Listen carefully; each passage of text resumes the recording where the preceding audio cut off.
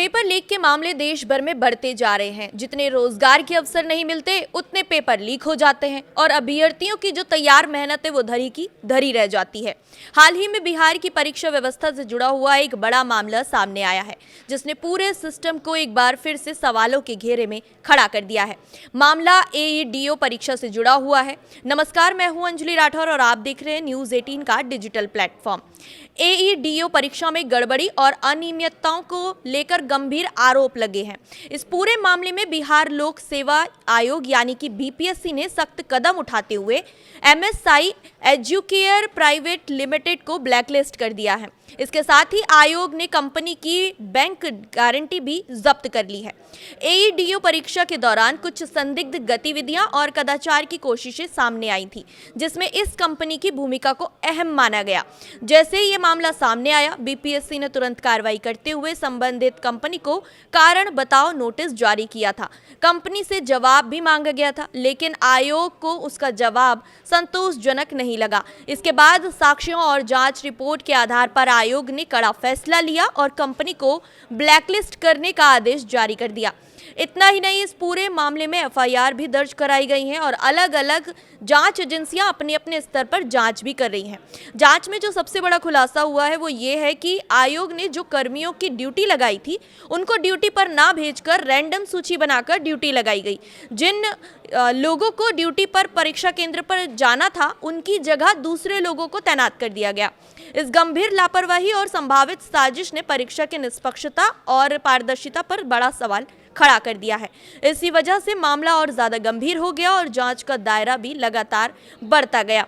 वहीं ईओयू भी इस पूरे मामले की अलग से जांच कर रही है। अब तक की जांच में 6 जिलों में कुल 8 एफआईआर दर्ज की जा चुकी हैं और 32 लोगों को गिरफ्तार किया जा चुका है।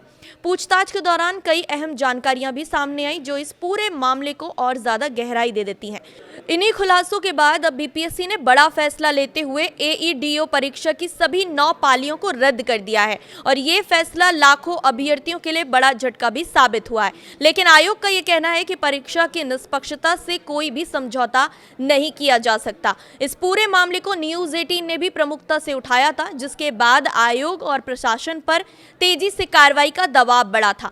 अब इस घटना के बाद राज्य में परीक्षा प्रणाली को लेकर बड़े बदलाव की तैयारी भी शुरू हो गई है। सूत्रों की मानी जाए तो राज्य सरकार और बीपीएससी मिलकर एक नई परीक्षा प्रणाली लागू करने पर विचार कर रहे हैं।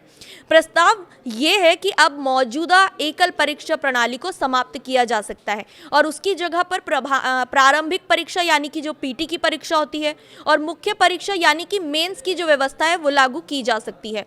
इससे परीक्षा की और ज्यादा पारदर्शिता बढ़ेगी, उसको मजबूत बनाने की कोशिश की जा रही है।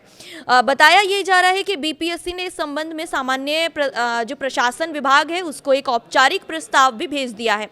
अब विभाग इस प्रस्ताव पर नए नियम और प्रक्रियाएं तैयार करेगा। इसके बाद इसे कैबिनेट की मंजूरी के लिए भेजा जाएगा। मंजूरी मिलने के बाद ही नई व्यवस्था लागू की जाएगी और भविष्य में परीक्षाएं इसी सिस्टम के तहत कराई जाएंगी। इसके साथ ही ये भी संभावना जताई जा रही है कि एईडीओ परीक्षा का विज्ञापन दोबारा जारी किया जा सकता है। ऐसे में अभ्यर्थियों को नए सिरे से आवेदन करना पड़ सकता है। वहीं जब तक नई व्यवस्था पूरी तरह लागू नहीं हो जाती तब तक TRE4 सहित कई अन्य परीक्षाओं के विज्ञापन में भी देरी हो सकती है। कुल मिलाकर बीपीएससी अब ये सुनिश्चित करने की कोशिश में है कि भविष्य में किसी भी परीक्षा में इस तरह की गड़बड़ी दोबारा ना हो।